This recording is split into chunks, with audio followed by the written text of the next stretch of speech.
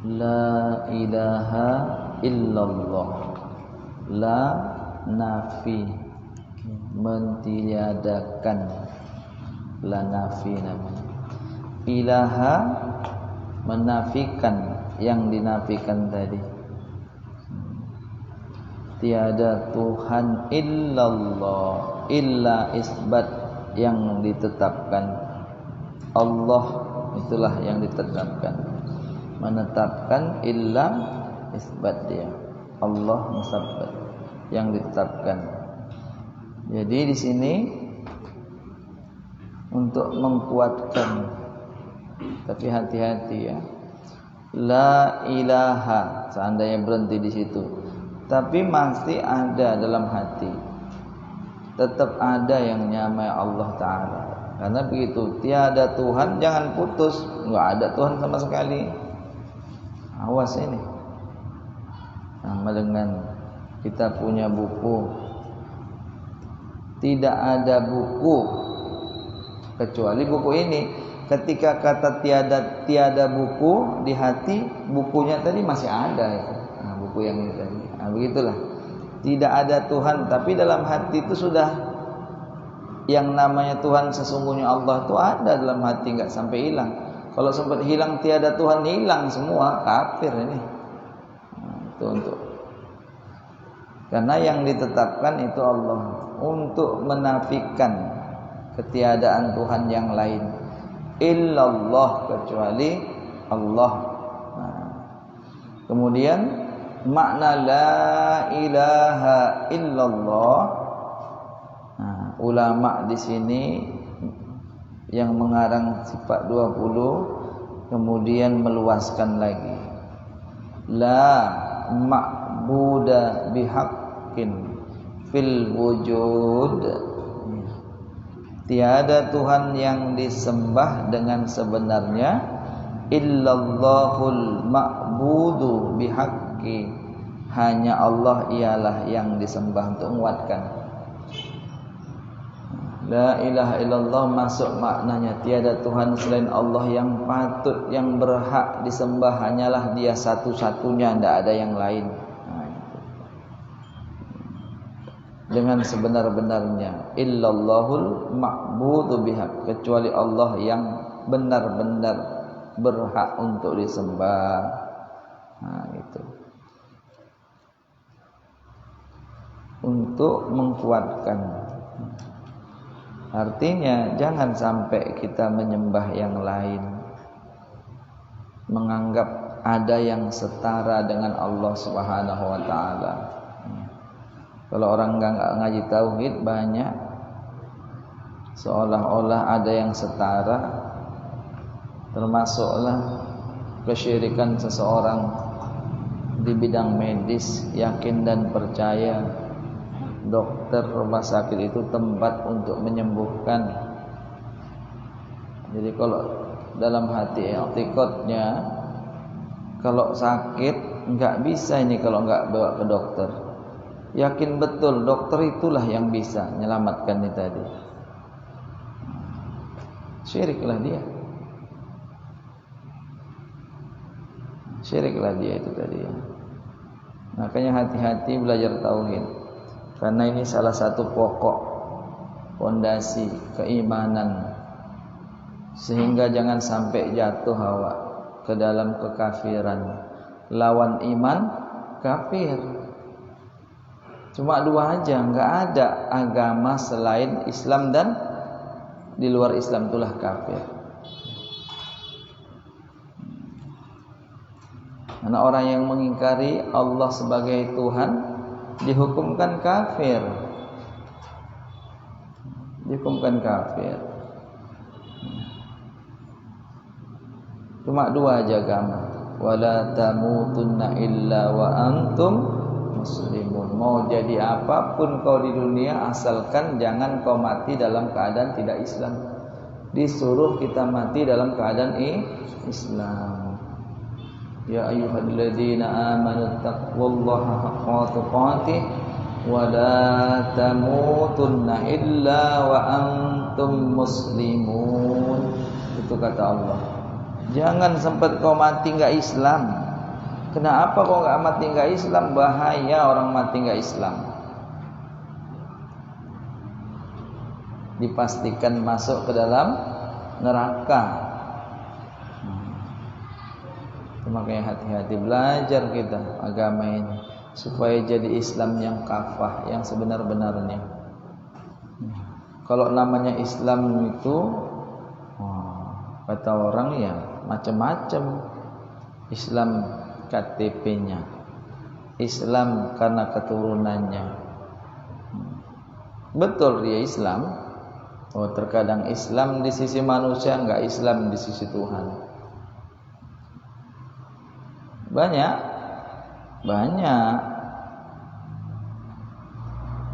Karena ciri-ciri orang Islam itu ada. Rukun Islam ada 5 perkara. Nah, yang 5 ini harus ada. Setelah dia meyakini ya, makna syahadat tadi, dengan bersyahadat kemudian belajar tentang makna 2 kalimat syahadat ini, ilmu tauhid. Paham dia, yakin dia, sungguh-sungguh mengimankan Tuhan Allah Azza wa Jalla sesuai dengan apa yang dikehendaki Allah.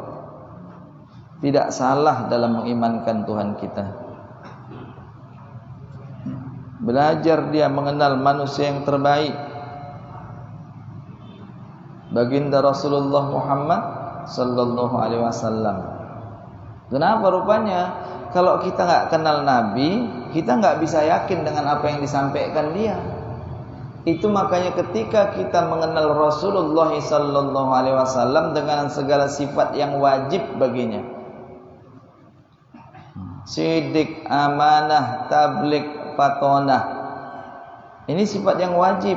Setelah kita yakin betul dengan baginda Rasulullah, ya, seperti apa itu Rasulullah tadi, sifat yang wajib ada pada diri Rasulullah sallallahu alaihi wasallam, kemudian disitulah kita yakin dengan apa yang disampaikan. Karena Rasulullah itu dia bersifat sidik, benar.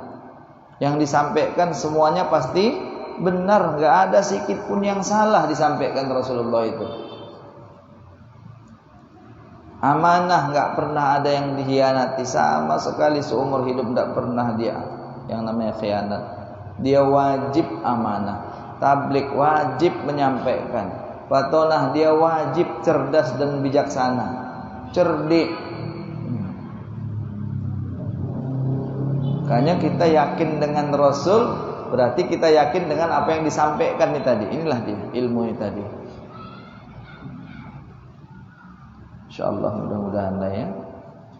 Dan kemudian la mustaghniyan an kulli ma siwahu wa muhtakiran ilaihi kullu ma adahu illallahul mustaghniyun an kulli ma siwahu al muhtakiru ilaihi kullu ma adahu.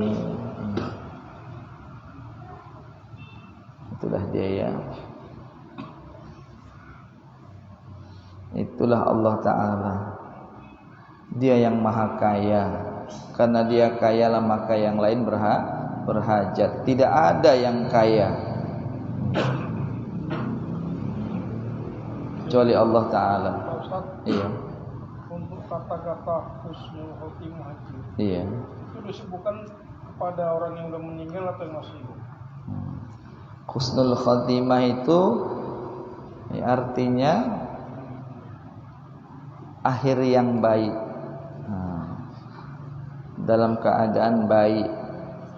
Kita diharapkan akhir kesudahan hidup husnul khotimah. Dalam hidup pun kita disuruh dalam keadaan baik. Tapi yang kita harapkan ketika di akhir hayat awak dalam keadaan husnul khotimah.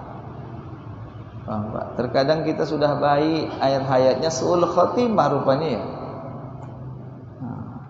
Kenapa rupanya kalau akhir hayat ini kita di husnul khotimah? Betapa bahagianya ketika kita mati dalam keadaan baik.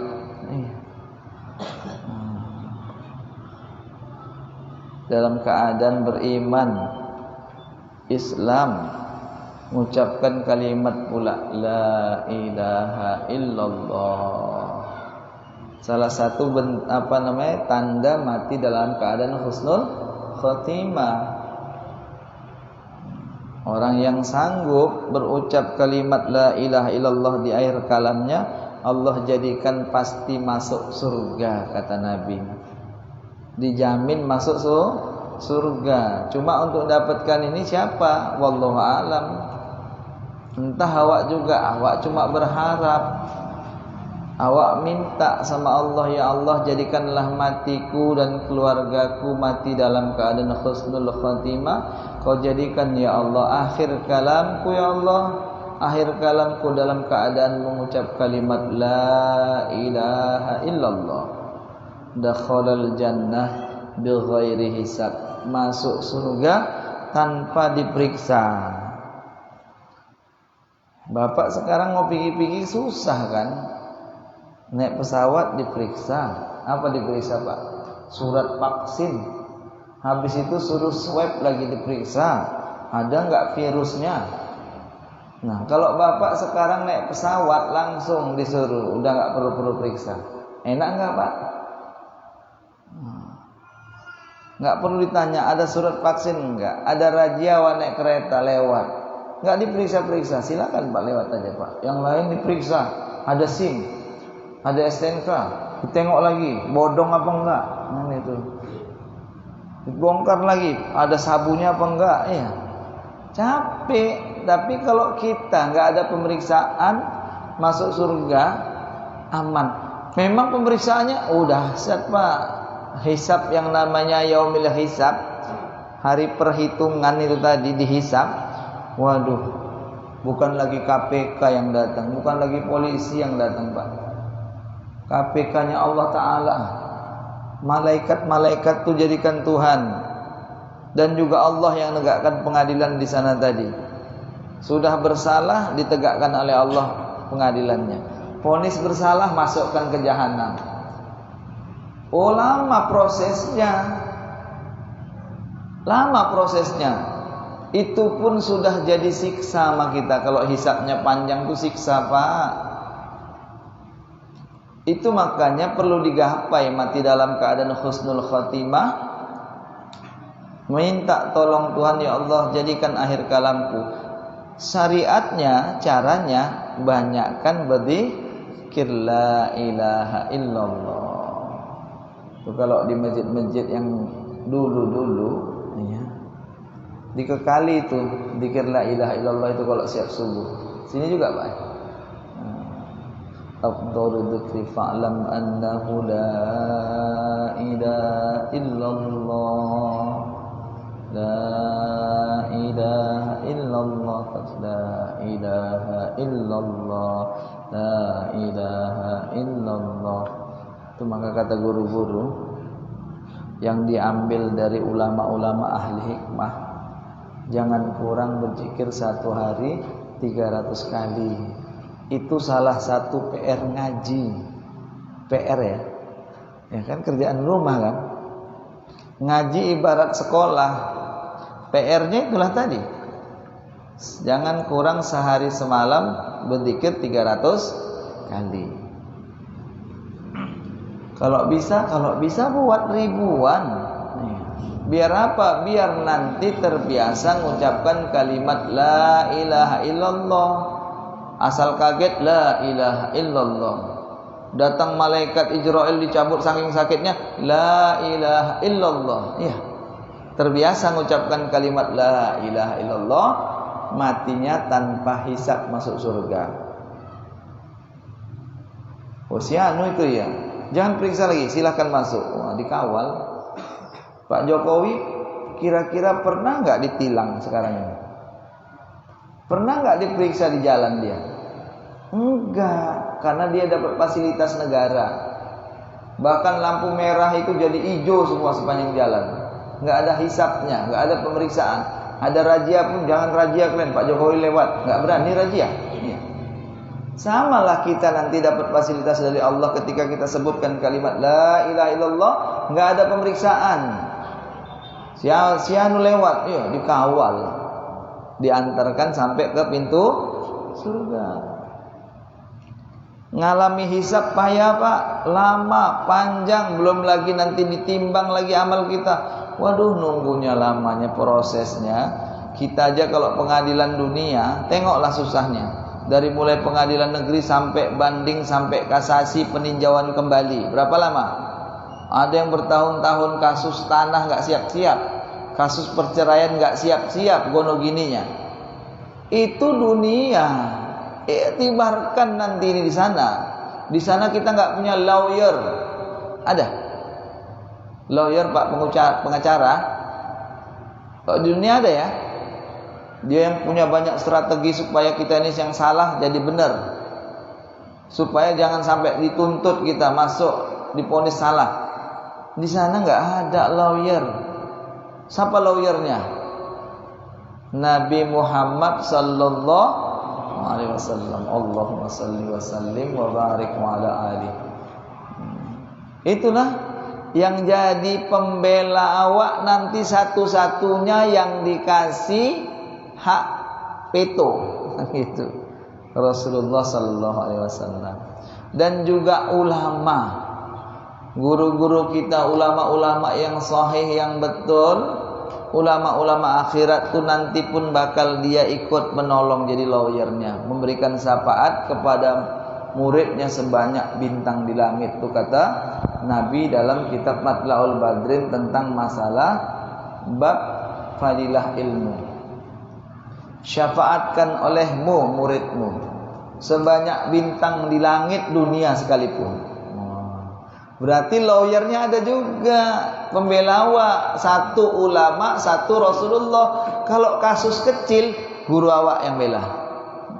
Kalau kasusnya besar, ya, yang bela Rasulullah sallallahu alaihi wasallam, ya, dengan syafaatnya itu tadi. Awak aja kalau punya kasus yang nangani Hotman Paris Nas Hutapea, cemana kira-kira? Bakal menang lah ini, karena dia jarang kalah, dia di setiap kasus pintar otaknya untuk memutarkan balik segala macam. Jitu, jangan salah dia ketika berhadapan sama dia, salah balik ikut orangnya. Itulah. Dalam dunia pun orang kepingin di pengadilan dunia dibela orang-orang yang mumpuni seperti Hotman Paris Utapia. Itulah. Apalagi kita di akhirat, kita butuh pembelaan karena dahsyatnya nanti padang mahsyar nanti. Dahsyatnya yaumil akhir nanti. Kalau kita bisa dapatkan ya yang namanya hadiah, apa namanya itu, tiket VIP. Gimana Pak? Tiket VIP masuk surga tanpa hisab. Inilah dia. Oh, enggak bisa. Berdosa juga awak, tapi ada lawyernya. Kita masih ngaji punya guru. Guru tak sanggup karena dosa awak terlalu besar. Ada baginda Rasul sallallahu alaihi wasallam. Itu makanya cintai Nabi dengan memperbanyak sholawat kepada beliau. Dipala-palain capek, siap ngajar, siap ngaji, berangkat juga ke majelis maulidnya. Karena untuk mencintai Rasulullah. Kenapa? Di sana orang belajar sholawat.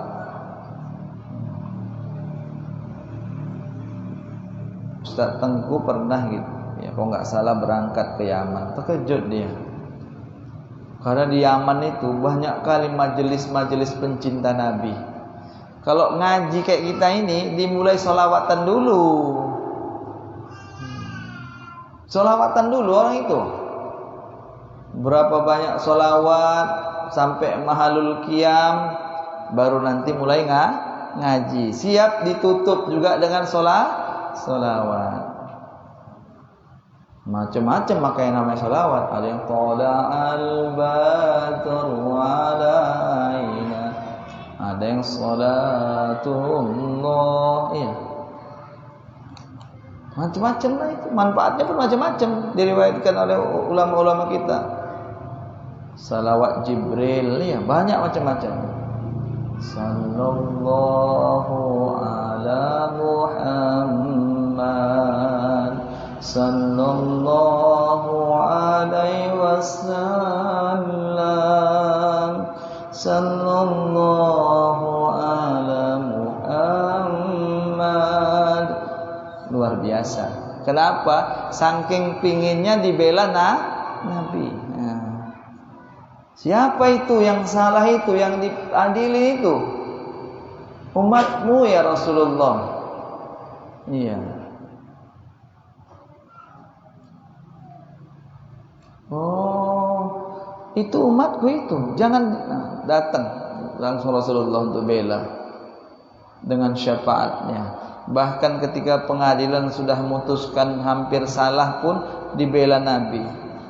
Timbangan itu kebaikan amal dan amal buruk, iya, mesti beratan amal baik.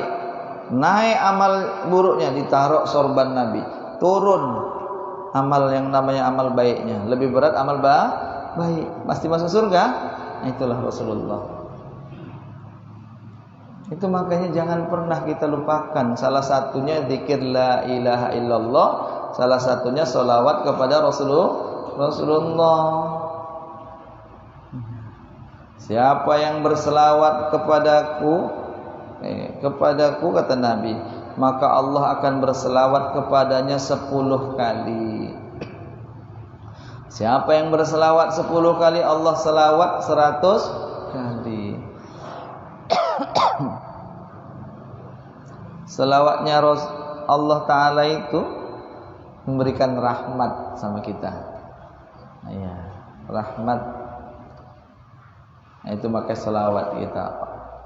Rasul kenal, Allah cinta kepada orang yang cinta kepada kekasihnya. Siapa kekasih Allah? Habibuna Sayyidina Muhammad sallallahu alaihi wasallam. Itulah. Ini kita ngaji ini karena apa? Salah satu wujud kecintaan kita kepada baginda Rasulullah. Itu kalau orang-orang Tarim itu pencinta betul, pencinta Rasulullah. Jadi kalau ngaji sama orang itu nggak bisa sebentar. Sebelumnya sholawat, setelahnya sholawat. Nanti Bapak ikuti. Ya, kelompok ulama-ulama tarim itu, para habaib itu. Tanya orang ini, enak nggak ikut orang itu? Enak. Enak kan? Nantilah kita hadirkan di mabar ini. Tapi itu pun belum tentu semua orang paham. Banyak yang salah paham juga. Kalau orang yang nggak paham banyak salah paham. Kita jangan sampai salah paham. Udah? Iya. Orang manusia di akhir kalamnya mengucapkan la ilaha illallah dan tidak masuk surga. Tapi biasanya saya setiap subuh berpikir, saya niatkan pahalanya kepada orang tua saya yang meninggal, dan juga berpikir saya niatkan makan asli kalau kami berpikir. Boleh nggak? Kemana? Yang terakhir? Kalau subuh kan kita berpikir. Satu untuk orang tua, yang satu lagi? Saya niatkan orang tua saya pahalanya. Nah, dalam mulut berzikir tadi itu, hati saya mengatakan matikan saya dalam keadaan berzikir. Nah, baguslah, ya boleh kali pun. Air hati nggak kemana-mana. Iya. Kenapa gitu? Kita mesti punya cita-cita yang baik. Salah satunya berharap kalau kita wafat dalam keadaan husnul khotimah, kata Pak Wira ini tadi. Ya.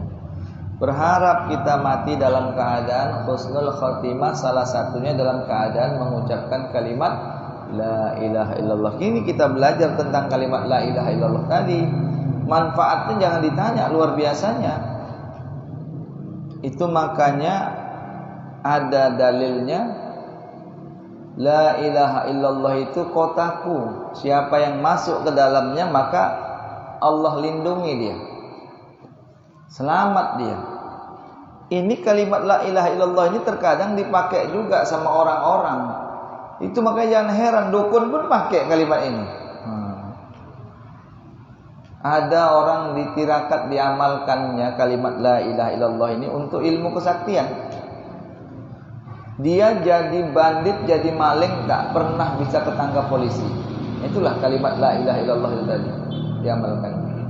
Licin bagaikan belut, enggak bisa jumpa dia. Apalagi kita memakai kalimat la ilaha illallah untuk mentauhidkan Allah Ta'ala.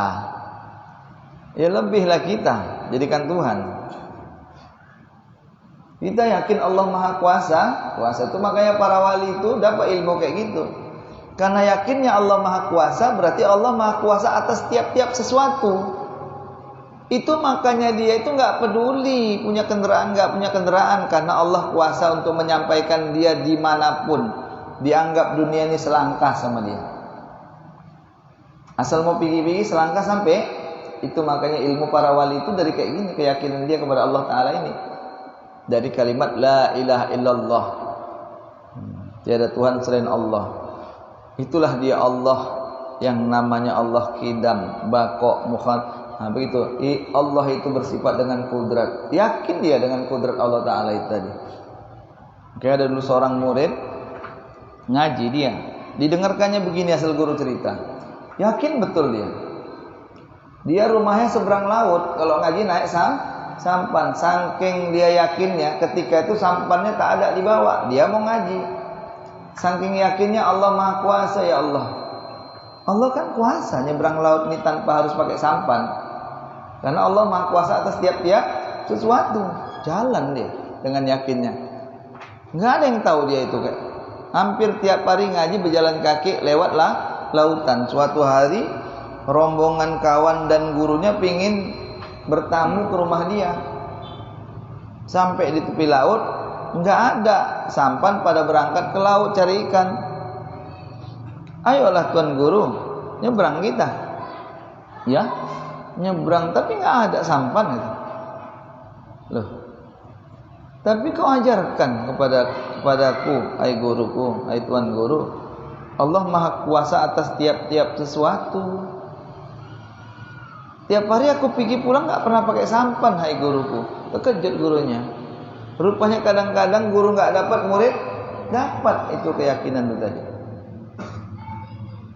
Kita ini Allah Ta'ala itu ana zoni abdi. sesuai dengan sangka hambaku, kata Allah. Aku ini sesuai dengan hambaku.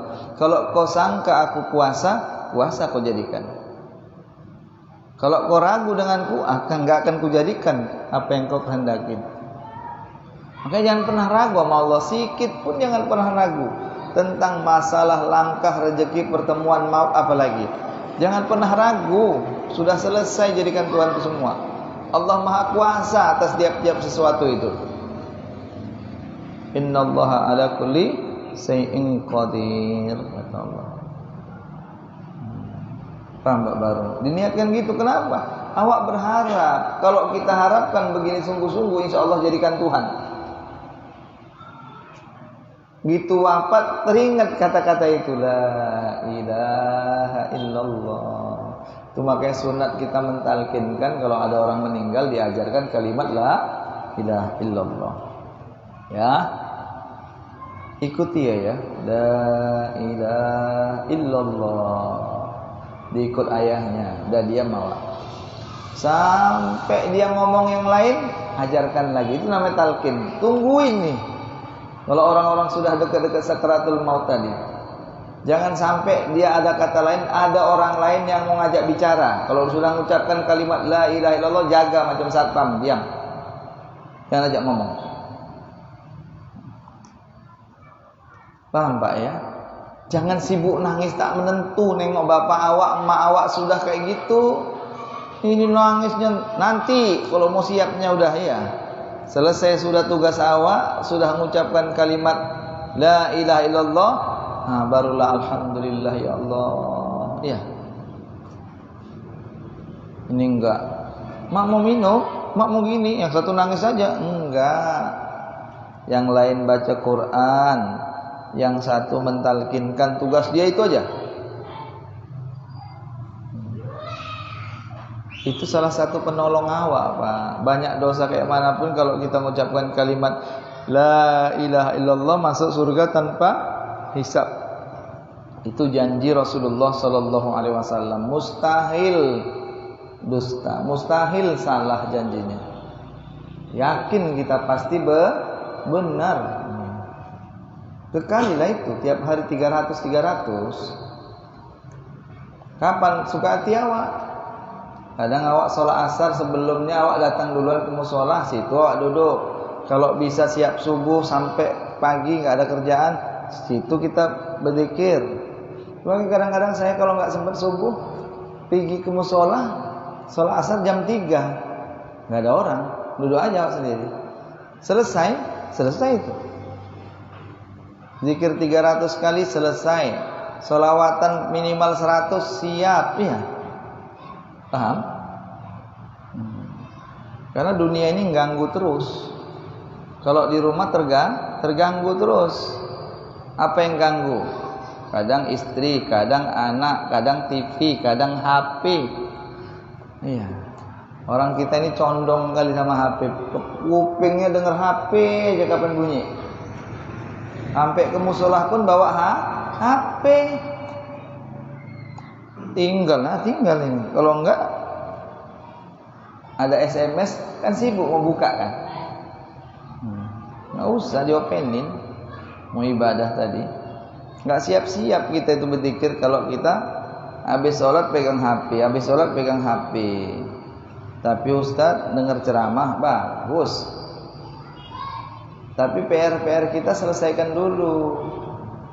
Nanti kalau PR sudah selesai baru seperti anak sekolah ya. Ipin-ipin itu kalau sebelum main suruh ngerjain PR. Nanti kalau sudah capek malam ketiduran nggak bisa ngerjain PR. Di mana awak lagi seger itulah. Ini udah tenggen ini. Ayo tidur. Baru 2 kali merem langsung. Ini Pak. Iya. Ada saya ke rumah sakit kan. Pasien ini udah Sekarat. masuk ruang ICU lah. Tapi sama anaknya nggak dibacakan Kalimat lah, talqin kan? Talqin. Cuman dikasih kasetnya di kuping itu. Iya. Itu gimana? Bagus. Kalau apalagi dia sudah koma, nggak bisa ngomong lagi ya.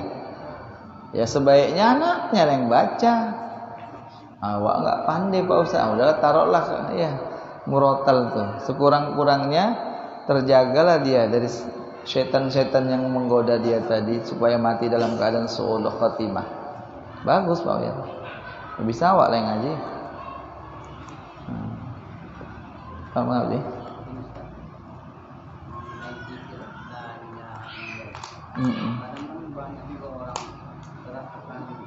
Oh, itu tergantung torikotnya.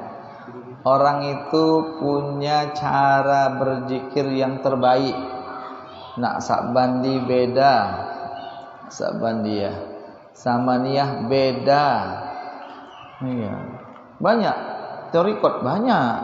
Kok bisa gitu? Karena sudah dicoba ulamanya, ada khasiatnya. Paham gak? Ada yang diangkat, ditarik, sampaikan ke kolbu, dilepasnya, paham? Macam-macam, tergantung torikotnya. Itu sudah diamalkan ulama, ternyata beri manfaat yang luar biasa. Bisa dia khusyuk ketika itu. Paham gak? Ada juga yang ikut-ikutan. Ya itu ikut-ikutan namanya. Kalau nggak tahu caranya, diam aja, Wak. La ilaha illallah. Oh, nggak tahu, nggak pernah ngaji torikot, nggak pernah diajarkan guru kayak mana caranya. Yang opal orang geleng-geleng, lama-lama joget nanti. Lama-lama jadi jarang kepang karena dia nggak pernah tahu cara itu, kaifiat itu tadi. Bang, nah boleh nanya, Pak, macam mana itu Pak kok zikir kayak gitu? Oh, ini nanti tak kasih tahu. Dapat ijazah, Wak. Itu ijazah itu bukan seperti sekolah, enggak. Ijazah itu yang memang diijazahkan, dikasih tahu caranya, diizinkan untuk berzikir model kayak gitu. Ada khasiatnya. Paham Bang? Udah, ada nanya lagi. Kalau salah satu keluarga kita ataupun kawan kita lah mati masuk surga, ada intinya yang dapat izin salah satunya itulah orang-orang alim. Kalau dia dapat fasilitas masuk surga, yang bisa memberikan pertolongan salah satunya anak yang mati kecil. Dia nggak akan mau itu masuk surga kecuali ayah ibunya masuk ke surga. Bagi siapa ibu dan ayah yang sabar ketika wafatnya, matinya, itulah perlu dipahami. Jadi anak-anak yang mati kecil itu dicarinya itu, ditunggunya di pintu surga itu, mana ayahku? Tegak lama-lama membawakan air minum, mana ibuku? Makanya kalau beruntung orang-orang yang anaknya mati dalam keadaan kecil, beruntung, asal sabar dia, nggak marah sama Tuhan, untung betul. Tapi bagi siapa ini nanti yang dapatkan begini, itulah yang bertauhid ini tadi, yang tetap mengerjakan sholat walaupun dia banyak dosa. Nanti anak ini kenal sama dia, diminta, ya Allah, nggak akan masuk surga kami kecuali ayah ibu kami ikut masuk surga. Nggak ada permintaan ditolak ahli surga macam ini. Itu makanya beruntung ayah ibunya masuk ke surga. Ayah ibunya nggak sholat, hitam mukanya, dicari nggak jumpa. Hai anakku, aku ayah kau. Enggak, serem kali kau, hitam kali. Matanya pun hitam juga, bibirnya pun hitam juga. Ya takut dia, hantu kata dia. Dia kenal ketika sama orang mukmin yang seperti ini, yang sudah mengaji tauhid, yang sudah sholat dengan baik, tapi masih banyak salahnya karena banyak dilanggar juga peraturan Tuhan. Nah, itu nanti yang bakal dapat pertolongan dari anaknya itu tadi. Jadi makanya kalau begitu, siapa penolong kita terbesar? Itulah baginda Rasulullah sallallahu alaihi wasallam. Makanya banyak berselawat. Itu makanya orang-orang yang dari Tarim itu selawatnya itu Masya Allah, bahkan ribuan kali sehari. Allahumma salli wa sallim wa barik ala sayyidina Muhammad. Allahumma salli wa sallim wa barik ala sayyidina. Allahumma salli wa sallim wa barik ala. Sampailah dijadikan syair itu selawat itu. Saking cinta kepada Nabi, saking ingin ngeresapin. Nanti Bapak kalau ikut-ikut gitu, Bapak bisa nangis. Bukan senang-senang tak menentu. ketika selawatan itu betapa indahnya ya. Yang bacakan selawat kori-kori, merinding ngerasakannya, nikmat luar biasa. Itu makanya malam semalam walaupun saya tengok orang-orang situ udah pada pulang yang mengabdi, tinggal sedikit orang luar itu yang datang, kelompok Darussofa, kelompok itu yang banyak orang kampung situ nggak ngerti dibikin selawatan kayak gitu model untuk maulitannya, cabut orang itu satu orang berharap berkah malam itu, dipala-palai pulang jam 12 pun jadi. Termasuklah jamaah saya, ibu-ibu naik odong-odong dia. Ada pula yang satu yang ngajak, siapa ibu-ibu yang mau maulidan naik odong-odong 10.000. Naiklah ya kan. Terakhir naik odong-odong bukan wisata tapi maulidan. Jadi bapak kalau mau naik odong-odong boleh juga ya tahun depan maulid arba'in. Tukang odong-odongnya nunggu setia, iya. Dapat berkah juga tukang odong-odongnya, dapat berkah. Melimpah itu keberkahan sama orang-orang di sekitar, orang yang dilihat dapat berkah semua. Kita ini harapannya dapat berkah.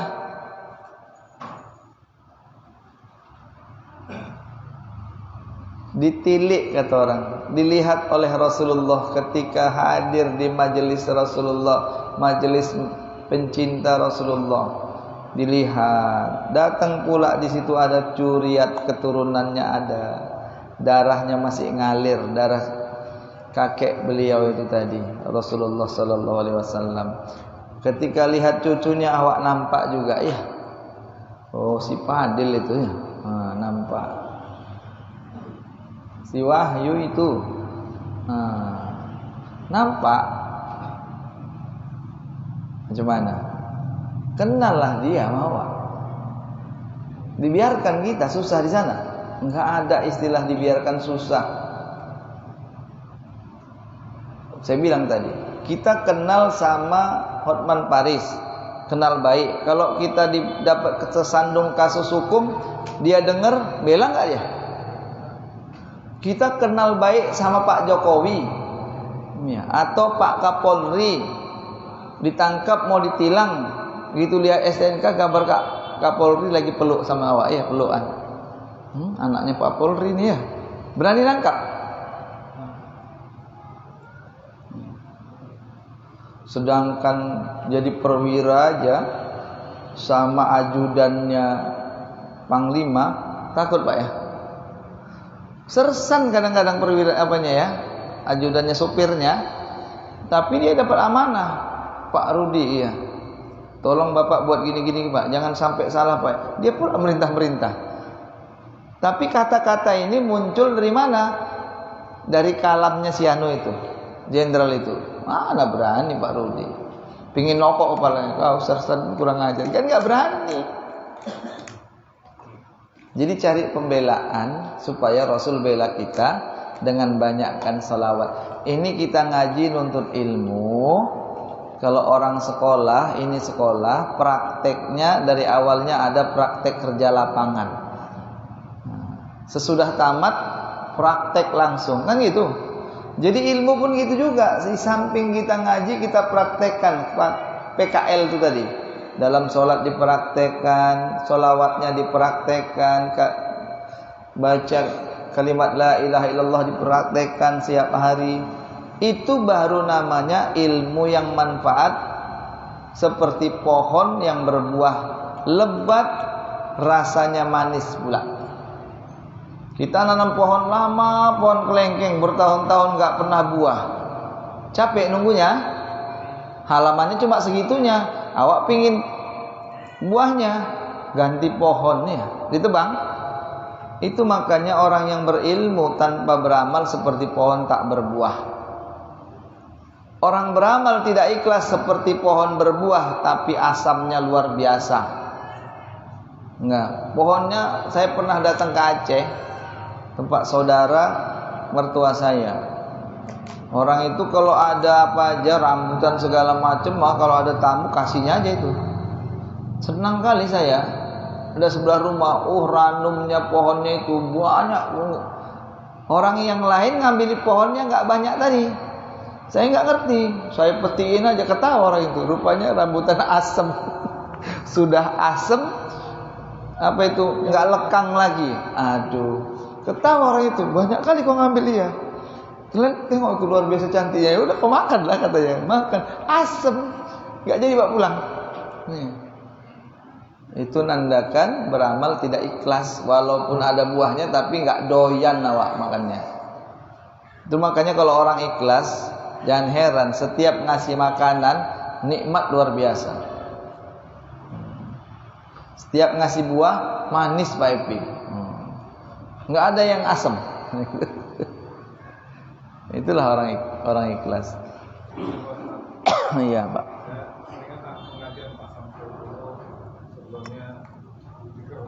Iya. Dengan 10 kali saya kira. Jadi saya kalau bisa Bapak Ustaz mengaji sebelum mengaji berselawat. Iya. Yang tadi katanya 10 kali. Iya. Itulah tadi.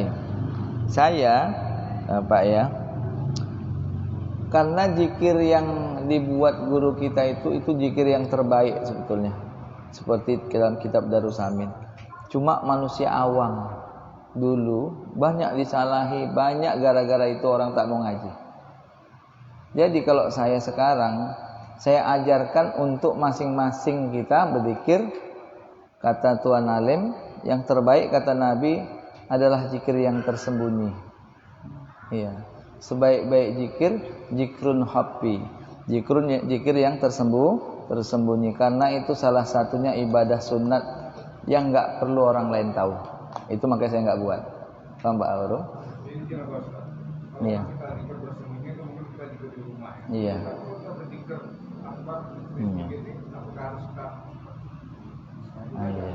Bukan. Kalau kita buat itu kan seperti saya bilang, amalan-amalan orang-orang soleh dulu dia disembunyikan, nggak tahu orang itu.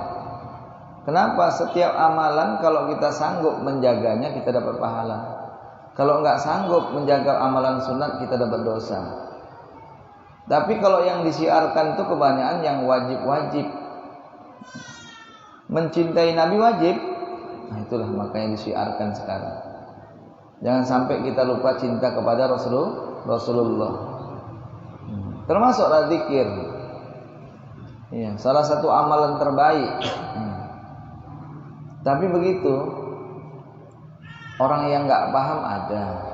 Makanya kita ini kalau saya banyak menjaga aja Pak Baru. Makanya saya sarankan itu tetap di rumah.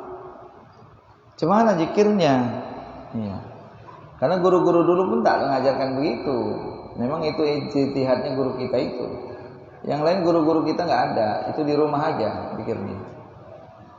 Kalimat zikir itu tadi 14 harokat yang bisa menghapus 40 juta dosa besar. Yang satu riwayat 4 juta dosa besar. Jadi dia dipandimatkan sesuai dengan panjang ketukan tadi. La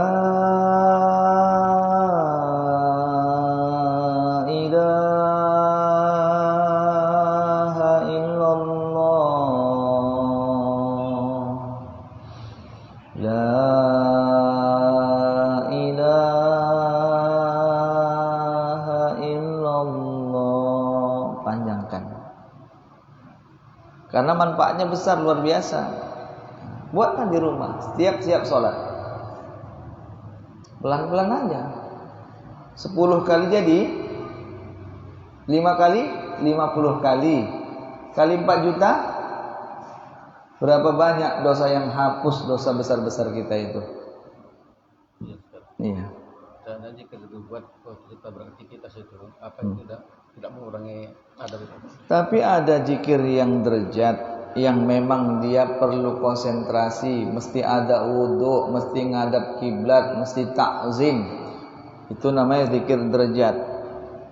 Ada zikir hasanah dalam keadaan berdiri, dalam bekerja, dalam jalan-jalan, naik mobil segala macam, tetap hati lisannya mengucapkan kalimat la ilaha illallah.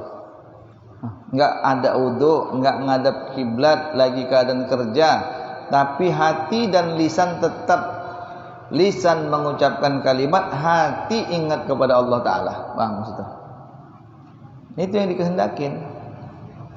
Tapi orang-orang tarekat itu rata-rata punya zikir yang dibaiat, yang sunat kemudian dianggap wajib. Oh, nilainya luar biasa. Tapi kok sungguh-sungguh lillahi ta'ala ini tadi, karena ada juga tarekat-tarekotan, pamer-pamer zikiran, ada. Jadi masing-masing lah. Ada yang kuat-kuat, malam-malam tetangganya 10 rumah ke depan dengar, jerit-jerit. Ada yang modelnya tenang aja, dia pelan-pelan. Tapi kata Nabi, zikir yang terbaik, zikir yang khafi, yang tersembunyi. Antara dia dan Allah, hilang rasa riya, hilang rasa ujub. Itu orang-orang tarekat sebahagian begitu. Meninggalkan dakwah, menyembunyikan ma'ani. Meninggalkan dakwah itu tak pernah dia mendakwah Tuhan, kok begini, kok begitu, nasibku kok begitu, enggak ada. Itu orang tasawuf. Menyembunyikan ma'ani, rahasia apapun yang dia miliki tak akan pernah untuk dilihat, diperdengarkan kepada orang lain, tidak. Antara dia kepada Allah, itu tadi. Paham Pak Baru? Sekarang tetap kadang-kadang saya ngaji, saya ungkapkan juga, saya ajarkan juga kepada ibu-ibu, bapak-bapak sekalian, begitu caranya zikir ya. Pelan-pelan di rumah.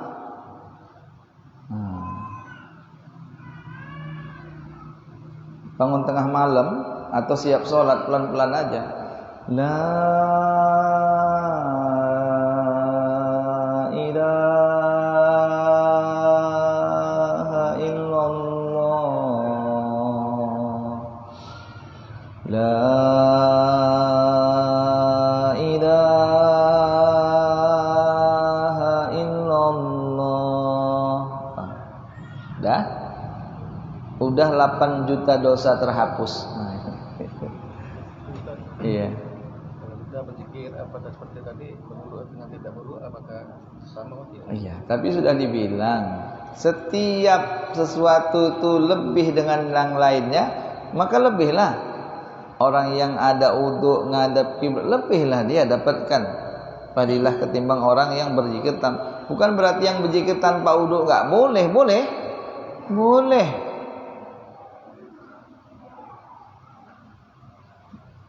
Apa boleh orang azan belum ambil wudu? Boleh, kalau ditanya bolehnya. Mana yang terbaik orang yang berwudu? Yang terbaik orang yang wudu. Bahkan ada riwayat yang mengatakan makruh. Udah? Jadi masalah yang namanya fadilah terbaik di antara dan yang terbaik, ya carilah yang terbaik. Gitu. Paham Pak Baru? Iya.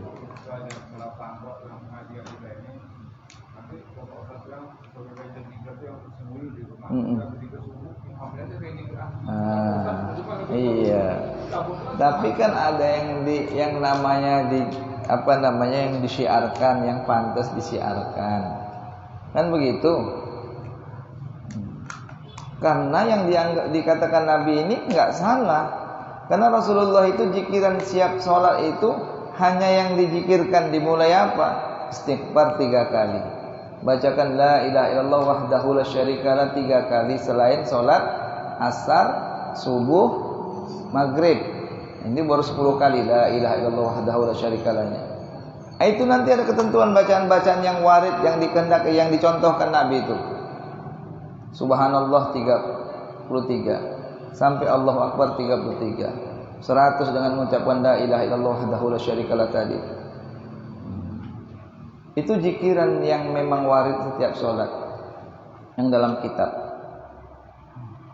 Tapi dalam kitab-kitab fikih itu enggak masuk zikiran la ilaha illallah tadi itu. Paham Pak Baru? Ya boleh disiarkan, bagus disiarkan. Tapi kata Nabi, zikir yang terbaik, zikir yang tersembunyi. Dia enggak mau ikut ya situ, dia mau ikut ya silahkan. Orang enggak salah, asal hatinya bisa dijaga. Udah Pak Baru? Jaga hati ini payah Pak Baru. Ya kan? Hati ini mau entah kemana-mana aja. Yang pingin merasa hebat, yang pingin merasa alim, yang macam-macam kali hati ini. Itu makanya lagu Agim, jagalah hati. Ya, suruh jaga hati. Tuan Usman gitu juga dulu. Waktu jumpa sama orang LDII, karena dia dulu sama orang LDII ini, Tuan Usman keras gara-gara ada orang LDII mau nguburkan di kuburan muslimin di kampung kita, ditolak. Kalian bukan golongan kami, kalian hanya yang ngaku Islam, kalian lain ini. Kenapa? Karena kalian nganggap kami ini kafir semua. Orang LDII gitu, dia mengkafirkan firqah yang lain daripada dia. Paham maksudnya? Itu makanya coba aja lah sembayang tuh di ujung sana, Rahayu. Makanya kok kesana pegang semua, ambil tangan basah, pegang dinding-dinding, biar capek dia nyamaknya. Imamnya pegang semua, ini semua iya, capek dia. Mak yang tadi banyak kali pegang, siramilah semua, dipel semua sampai ke atas. Besok datang lagi, jemuran dia pegangnya satu-satu, biar capek dia. Awak dianggap najis sama dia, coba dah. Itu maka Tuan Usman nggak mau. Kau bukan firqah kami, ini kuburan kami. Kalau kau mau kuburan kau cari tanah wakaf sendiri. Itu dulu. Maka Tuan Usman kemudian tiba-tiba marahlah, seolah-olah banyaklah akhirnya yang datangi dia di jalan tuh, di stop orang dia banyak. Tuan Usman diam aja. Bukan nggak mau dia, ketika itu orang masih amarah ya. Kalaupun debat ribut, Tuan Usman diam aja. Ditanya sama murid-muridnya, Tuan kenapa Tuan diam aja? Kalau Tuhan lawan kan bisa kita lawan juga. Aku takut tak sanggup jaga hati. Kumat nanti marahku di situ berdosa. Jaga hatinya payah. Bukan tak berani dia. Paham Pak Rudi? Bisa kita lawan, bisa. Tapi nanti nafsu kita mendominasi marahnya ketimbang ilmunya. Naik darah awak jadinya kan. Astagfirullah. Aturannya kita menjaga hati jangan sampai naik nafsu amarah yang tadi. Payah itu. Makanya Rasulullah terkadang kalau dicaci maki orang lain, diam aja dia. Bisa dia kalau mau ngelawan, kecil kali lah ya. Dengan mukjizatnya terbalik-balik lah dia. Surakah yang pingin bunuh Nabi, asal mau dibacok pedangnya jatuh, nggak bisa bergerak dia. Doakan Nabi bergerak lagi, mau dibacoknya lagi, nggak bergerak lagi. Akhirnya barulah tahu dia yakin, ini bukan manusia biasa, ini memang Nabi. Nah, itu. Paham ya? Tapi Nabi jaga hatinya luar biasa. Itu makanya ketika itu kita banyaklah diam. Ada masalah, bagus diam aja. Hindari perdebatan. Kan itu. Tak bisa sanggup jaga hati karena kita belajar tasawuf untuk menjaga hati.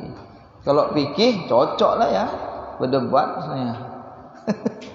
Itu orang fikih. Tapi kalau orang tasawuf banyak ngalah dia Bang Abdi. Udahlah.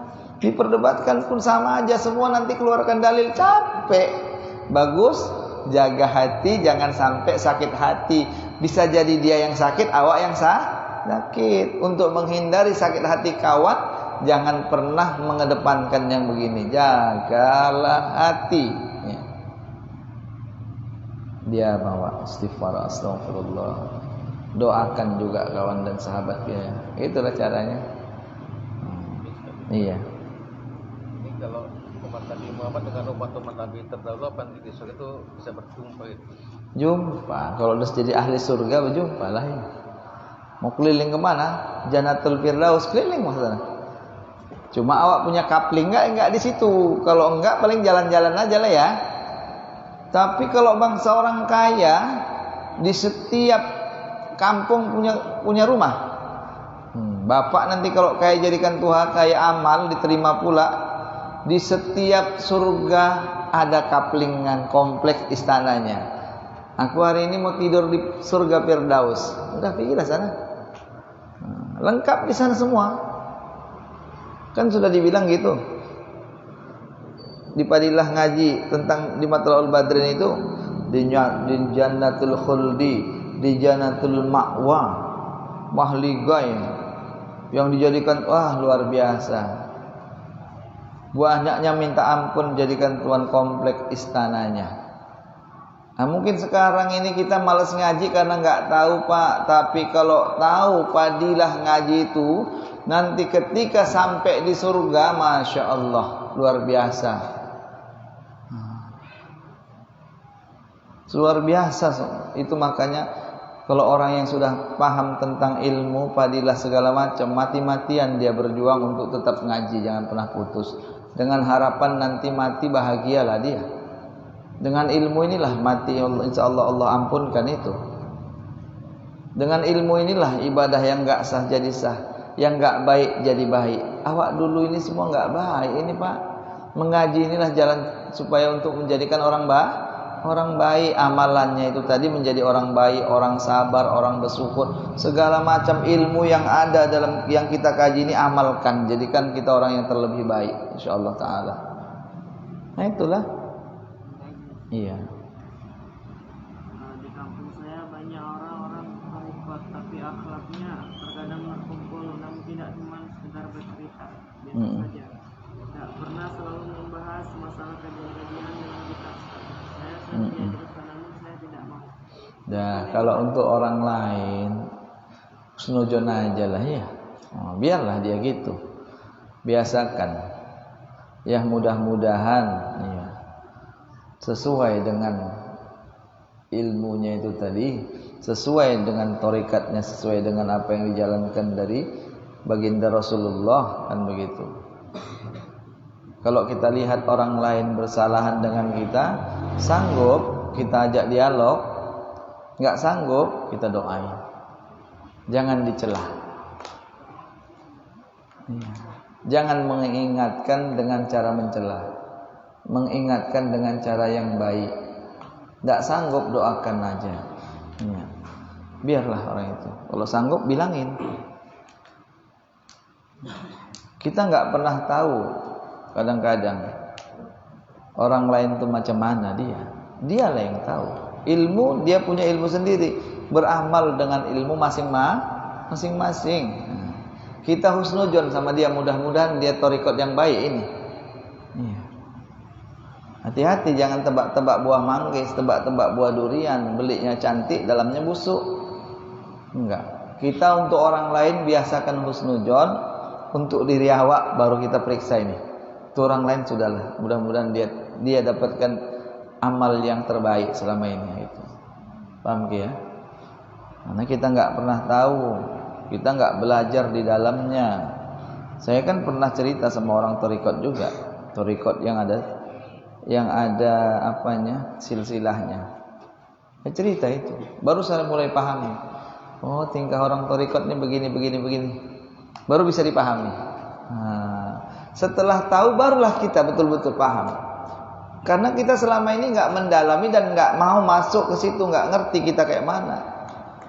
Ada juga thariqat yang salah, ada, ya sudahlah biarkan mereka. Iya. Udah. Iya.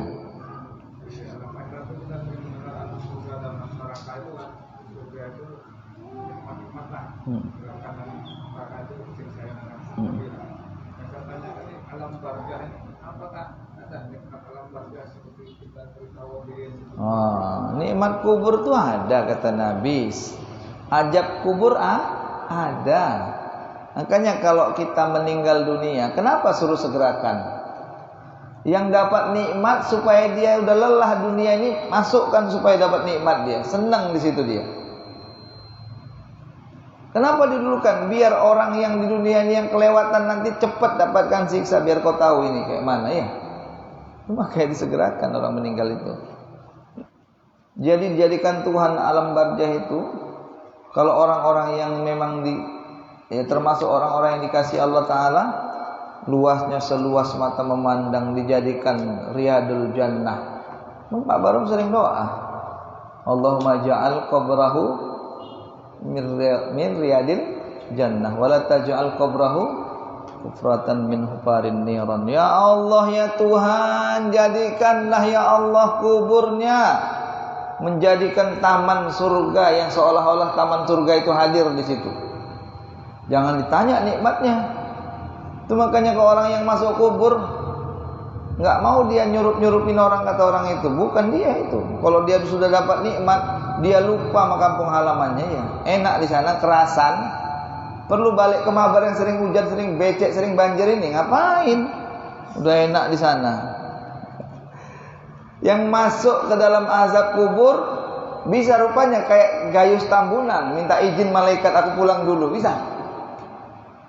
Berapa kira-kira biayanya? Nggak bisa. Nyonyot awak di sana ya. Paham Pak Baru?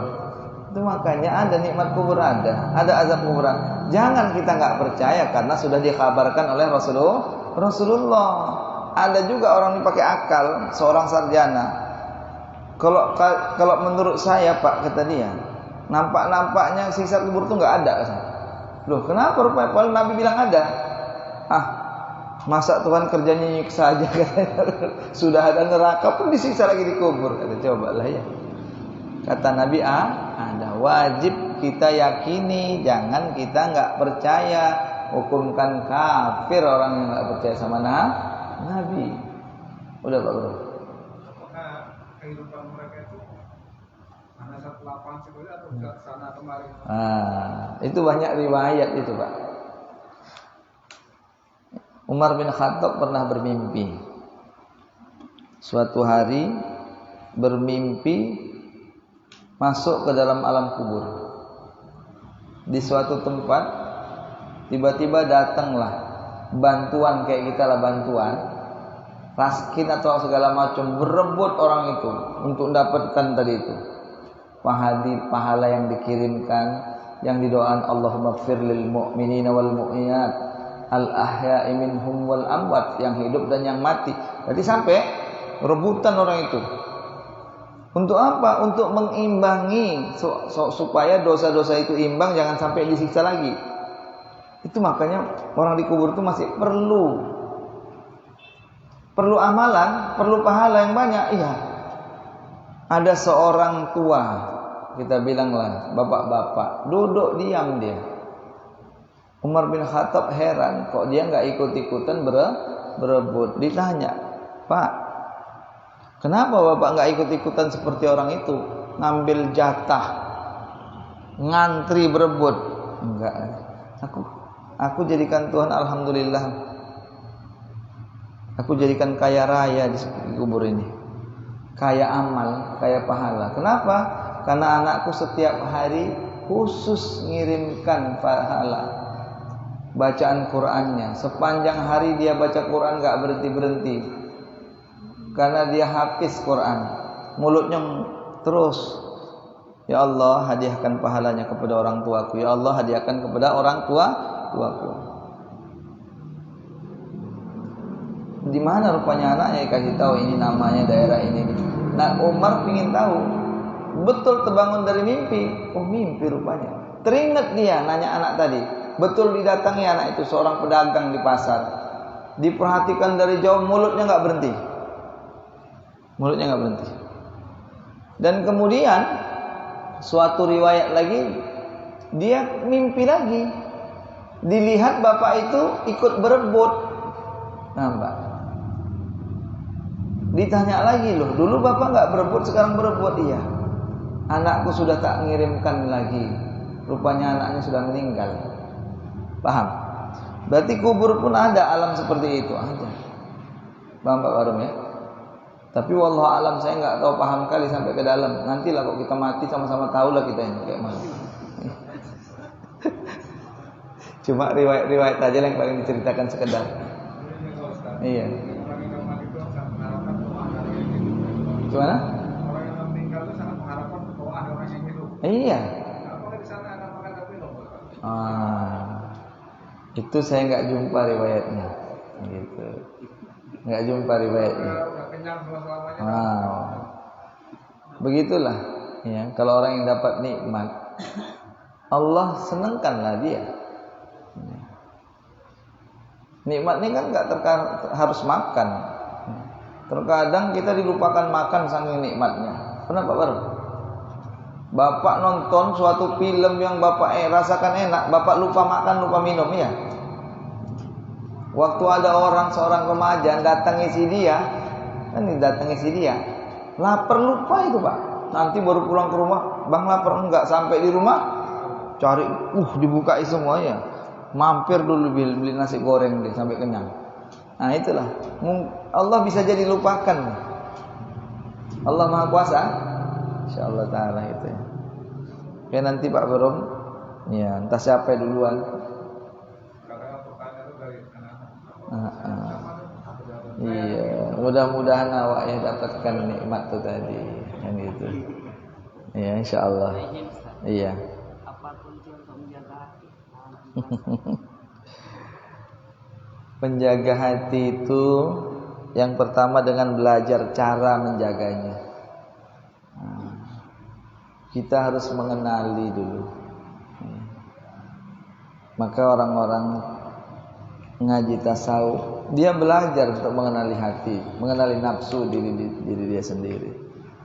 Itu makanya kemudian setelah diketahuinya, dia latih itu diri tadi untuk mencapai nafsu yang terbaik. Kalau sudah sampai ke nafsu yang baik, insya Allah hati terjaga. Nafsul amarah payah jaganya, maunya marah, mau jam buat maksiat aja nggak mau, nggak ada pingin buat jelek, nggak ada pingin buat baik. Kan ada orang disuruh buat baik nggak pernah mau, itu nafsul amarah itu. Cara melatihnya orang-orang tarekat tuh dengan cara berzikir kalimat la ilaha illallah. Itu latihan Pak Barom untuk naikkan ke nafsul lawamah. Nafsul lawamah ini nafsunya suka berbuat baik tapi masih suka berbuat jelek juga. Kadang-kadang terbuat lagi. Awak lihat ya, nafsul lawamah.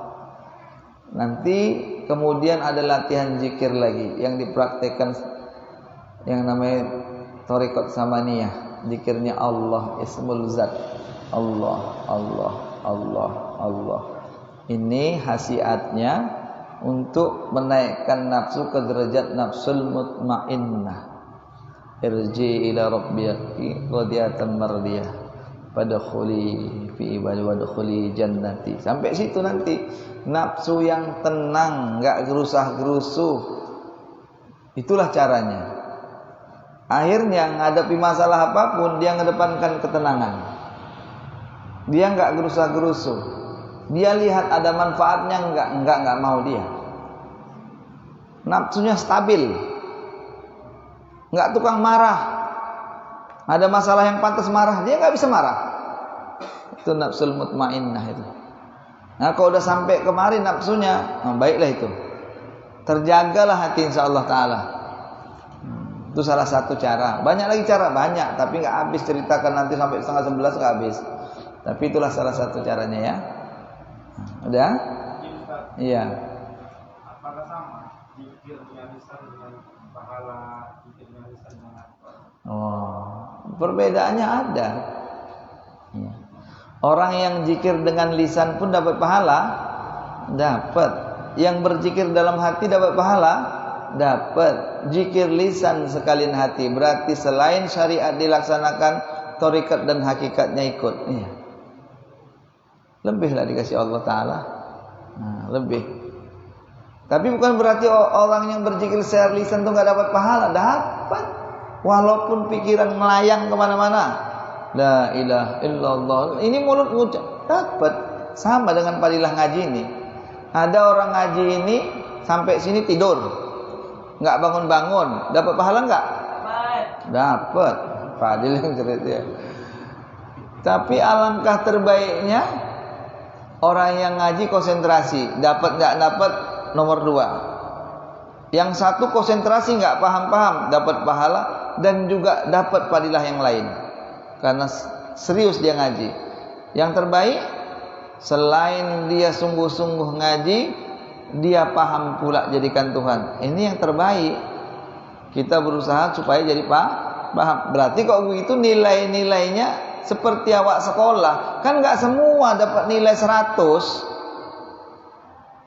Ada yang 5, ada yang 70, ada yang 0, iya.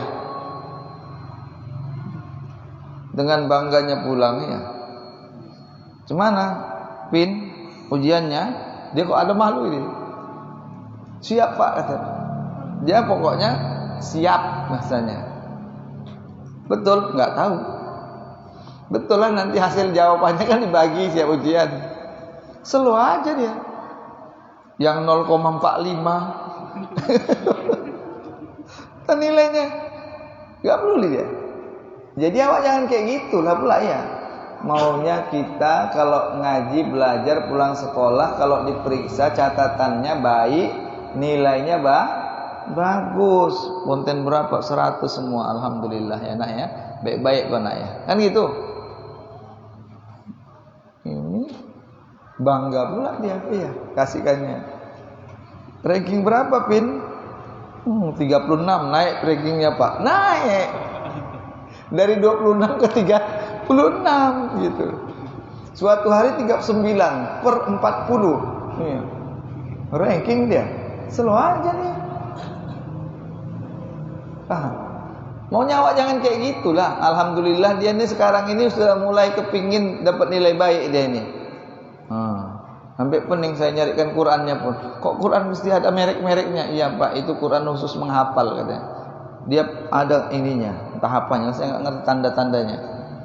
Pening saya nyarikan Quran merek Al-Kahfi. Entah Bapak tahu.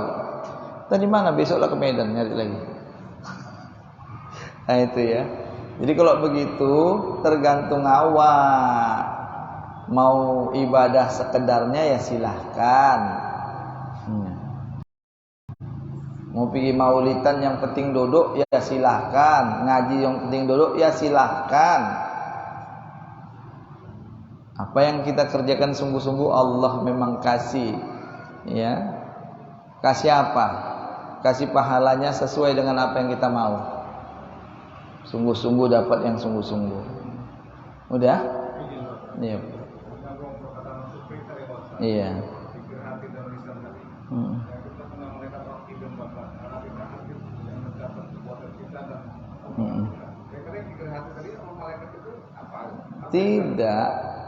Tidak dicatat orang dia nggak tahu yang di hati. Tapi malaikat lain ada yang tahu. Bahkan nanti yang tahu Allah Ta'ala akhirnya. Yang nggak dipahami malaikat ini tadi. Tapi kita juga butuh catatan. Itu makanya ibadah ya diperbuat juga, ya di hati tetap juga sama jalannya. Hati dan perbuatan dan lisan kalau bisa sama. Malaikat tuh yang kanan kiri ini nggak tahu kalau nggak, yang taunya apa yang dibuat, catatnya aja. Itu makanya ketika orang tobat jangan ceritakan yang dulu-dulu lagi, catat dia nggak mau tahu itu. Bapak dulu kalau malam minggu pulang nyungsep di parit kalau mabuk, catat sama dia, mana peduli dia. Makanya kalau udah tobat jangan cerita-cerita lagi. Ini mama kau ini yang ke-36 tuh. Bapak sudah berpetualang dengan yang 35. Pacaran diceritakan, masih ya? Jangan. Allah bapak dulu pacaran, enggak. Bapak dijodohkan sama Allah Ta'ala, udah selesai. Kata nenek, nenek kau itu coba tanya, salah ngomong tuh nenekmu, ya. Ini pun kadang pun dia nggak ngaji, ya nggak tahu lah dia mama kau bapak kau dulu, katanya pula ya, bongkar rahasia. Kalau sudah tobat jangan ceritakanlah lagi, nanti malaikat nih catatnya. Tapi buku amalan kita nanti itu dari Rocky Binti belum ada yang dikasih ya? Iya. Tapi kalau istighfar dihapus, delete. Lupa istighfar, adalah nyimpen video yang anehnya. Nggak dihapus ketahuan mamanya kan malu. Hapus cepat, dosa awak dihapusin. Dah? Ini tambah asik namanya. Terus apa udahlah ya. Udah 9:30. Sebagian udah ngantuk Pak ya. Awak makamnya nggak macam murid-murid Tuan Usman, sekali ngaji 3 jam. Ini sejam udah tengok-tengok jam. Lama kali. Untung jamnya di sana, tayang nengok ya. Udah sampai sini kaji kita ya. La wajibal wujud.